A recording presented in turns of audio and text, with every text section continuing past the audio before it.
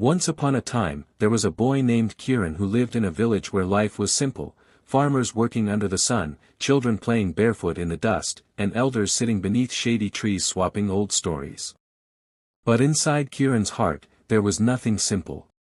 He carried a dream that stretched far beyond his little village. He wanted to be a musician, not just someone who strummed a tune now and then, but a real artist, someone who could compose songs that touched hearts and stirred souls. From childhood, music had been his comfort. When chores tired him, he'd hum melodies. When he felt lonely, he'd tap rhythms on his wooden desk. His imagination overflowed with tunes waiting to be born. But there was one problem: Kiran never stuck to anything for long. One day he would practice his bamboo flute for hours, swearing he would master it. But by the next week, the flute sat gathering dust in a corner. Another time, he borrowed an old drum from a neighbor and declared, "This is it. I'll become a drummer." Yet after just a few days, his excitement faded, and he quietly gave it back. His family often teased him. "Kiran," his cousin laughed one evening, "you chase dreams like fireflies. You run after one, then another, but you never catch any." The truth hurt, but it was true. Weeks turned into months, and while his dream of music still burned inside, his efforts were scattered, like pieces of a song left unfinished. He was good at starting, but never at continuing. And deep down, that reality frustrated him. One evening, after another half-hearted attempt at practice, Kiran walked aimlessly toward the edge of the village. The sun was sinking, painting the sky orange and gold. The cool breeze carried the faint sound of running water, drawing him toward the riverbank. As he got closer, something unusual caught his attention. Sitting on a flat stone by the riverside was an elderly man. His hair was silver, his clothes simple, and in his weathered hands he held a piece of wood and a small carving knife. The man worked slowly, steadily, chiseling shapes into the wood. It wasn't flashy. It wasn't quick. But it was deliberate, patient, and strangely captivating. Kiran stood watching for a while. The old man's hands moved with rhythm, almost like a quiet song. Curiosity tugged at him until he finally asked, "Uncle, how long have you been carving that piece of wood?" The man looked up, his face gentle with a smile. "Every evening, for a little while, almost 2 years now." Kiran's eyes widened. 2 years. On just that one piece? The elder chuckled softly. "Yes. A little at a time. One cut today, another tomorrow. Slowly, the wood begins to reveal its beauty. My knife alone could do nothing. But daily effort, small and steady, that is what shapes it." Kiran frowned, puzzled. "Doesn't it feel too slow? Don't you get tired of waiting to see the results?" The old man's eyes shone kindly. "Son, it is not the strength of one strike that shapes the wood. It is the repetition. A single cut may seem meaningless, but every cut counts. That is how music is made too, note by note, practice by practice. In time, the melody appears." Those words hit Kiran deeper than any drumbeat. They rang in his mind even after he left the riverside. That night, lying in bed, he thought about all the times he had quit, after just a few tries, after just a little effort. Maybe he had been waiting for results too quickly. Maybe he had misunderstood what it really takes to shape a dream. And so, under the quiet glow of a lantern, Kiran made himself a promise. Not to become a master overnight. Not to compose a grand song in one go. But simply this: he would practice his music every single day, even if only for a short while. The very next morning, Kiran woke earlier than usual. The rooster's crow had barely faded when he sat on the wooden stool near his window, flute in hand. The village was still quiet, only the soft sounds of birds greeting the rising sun. He closed his eyes, took a breath, and played a few notes. They weren't perfect. Some squeaked. Others wavered off tune. In the past, that alone might have been enough to make him toss the flute aside. But today was different. He remembered the old man's words, every cut counts, every note matters. So he played for just 30 minutes. Not too long, not too short. When he put the flute down, something inside him felt lighter. He had actually followed through. The first week was exciting. Kiran looked forward to his short practice sessions each morning. New melodies floated into his head, and though they were clumsy at first, he scribbled them down. His fingers began to move more smoothly across the flute's holes. Even his younger sister, who usually teased him for quitting, peeked into his room one day and said, "That actually sounded nice." But as days turned into weeks, the glow of excitement started to dim. There were mornings when his bed felt too warm, and the idea of getting up early to practice felt like punishment. Some evenings, after helping on the farm all day, his body ached and his mind whispered, "Just skip today. One day won't matter." And truthfully, it was tempting. But each time those thoughts came, Kiran remembered the old man by the riverside. He pictured the steady hands, carving patiently, day after day. If that man could work on the same piece of wood for 2 years, surely Kiran could play his flute for at least a few minutes each day. So, even on tired nights, he would lift the flute and play just a handful of notes. Even on lazy mornings, he forced himself to practice a short tune before doing anything else. It wasn't always pretty, but it was progress. And slowly, so slowly he almost didn't notice, something began to change.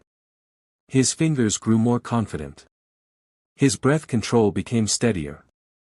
The melodies he once stumbled through began to flow more smoothly. Villagers passing by would pause to listen when he practiced near the courtyard. "Kiran, is that you?" one neighbor asked, surprised. "You've improved a lot." The praise warmed his heart, but more importantly, it fueled his discipline. After 3 months of steady effort, Kiran looked at the small notebook where he had been scribbling tunes. Page after page was filled with little notes, half-songs, and melodies. What once was empty had now become a growing collection of music. Still, the battle with doubt wasn't over. One evening, after a frustrating practice session where nothing sounded right, he threw his flute on the bed and muttered, "What's the point? I'll never be good enough. Others are born talented. I'm just wasting time." The doubts were heavy. But as he sat there sulking, he remembered something else the old man had said, "The melody appears in time."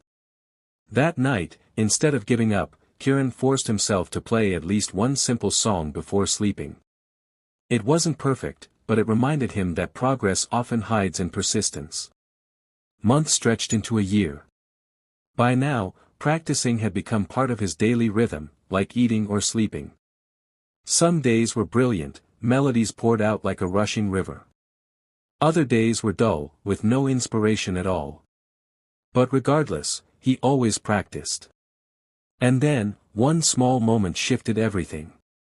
The village planned a festival to celebrate the harvest season. Music, dancing, food, it was the most lively event of the year. One evening, as Kiran was practicing in the courtyard, the village head happened to pass by. He stopped, listened for a while, then smiled. "Kiran," he said, "we're looking for someone to perform a short piece during the festival. Would you be willing to play?" Kiran's heart nearly stopped.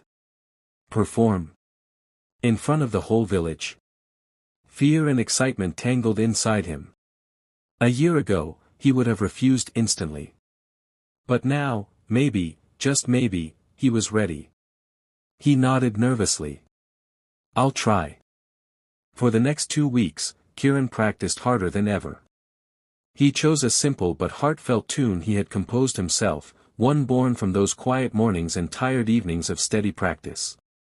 He played it over and over until the notes felt like second nature. The night of the festival arrived.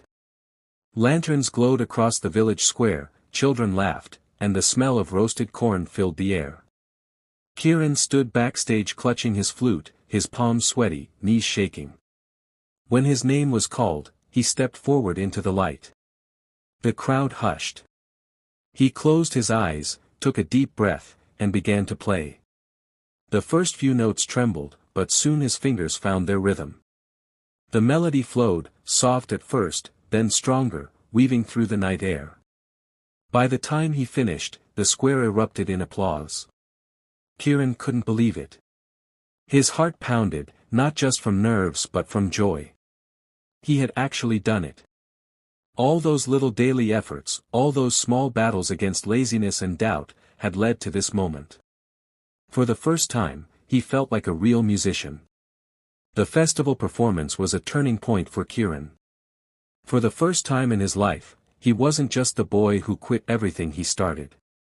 He was now the young man with the flute, the one whose music had touched the hearts of his neighbors. The encouragement filled him with new energy. But more than that, it gave him proof that consistency worked. What seemed impossible a year ago had become possible, one day at a time. Yet, deep inside, Kiran's dream was bigger than just playing for his village. He wanted his music to travel beyond those green fields and dusty roads. He wanted it to reach people he had never met, to bring comfort, joy, and hope. So, with the support of a few friends, he recorded his songs on an old tape recorder and sent them to music groups and cultural centers in nearby towns. He imagined them being impressed, calling him up, and inviting him to play. But when the first reply came, it wasn't what he expected. "Thank you for your submission, but we cannot use this music at this time." Rejection. Another letter came, then another, each one politely turning him down. Some said his music lacked polish. Others simply ignored him altogether. Kiran felt crushed. Doubts returned, whispering louder than ever, "Maybe you're not good enough. Maybe you're just a village boy with small talent. Maybe all this effort was wasted." For a few days, he barely touched his flute. The temptation to quit gnawed at him, just like in the old days. But one evening, as he walked by the riverside, he saw the same old man still carving wood. The figure was nearly finished now, a graceful bird with wings outstretched. The elder looked up and smiled.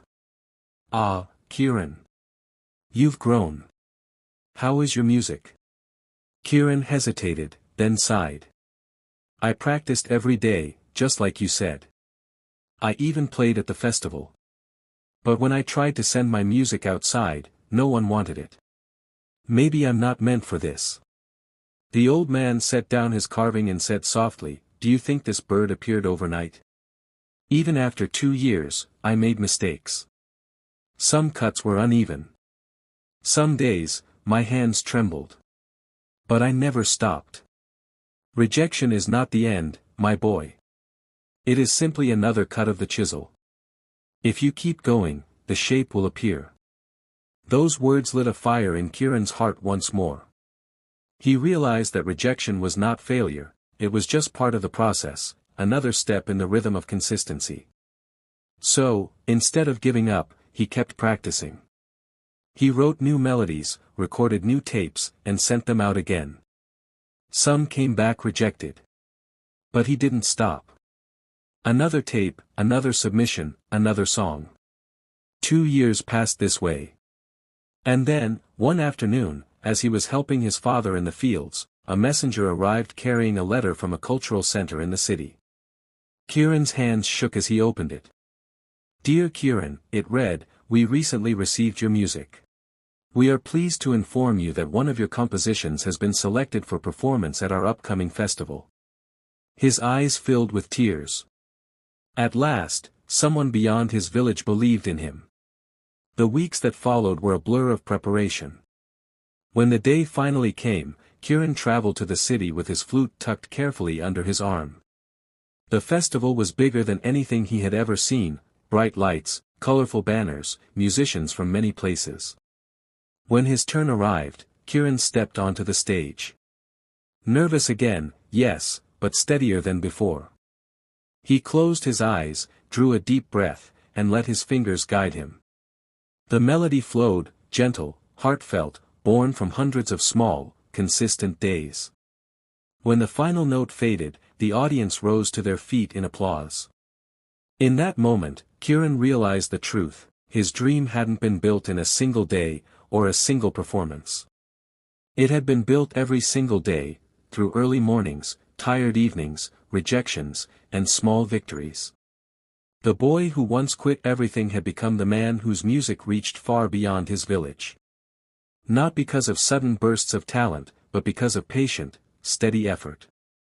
And so, let Kiran's story remind us of something simple yet powerful. Success is not born from what we do once in a while. It is born from what we do consistently. Just like drops of water carve valleys, just like steady hands carve wood, just like a flute finds its song through daily practice, your small, steady efforts can create wonders over time. So if you have a dream, don't wait for the perfect moment. Don't be discouraged by rejection or slow progress. Start today. Do a little. Then do a little more tomorrow. And keep going, step by step, note by note. Because your success will not be built in a single day. It will be built every day.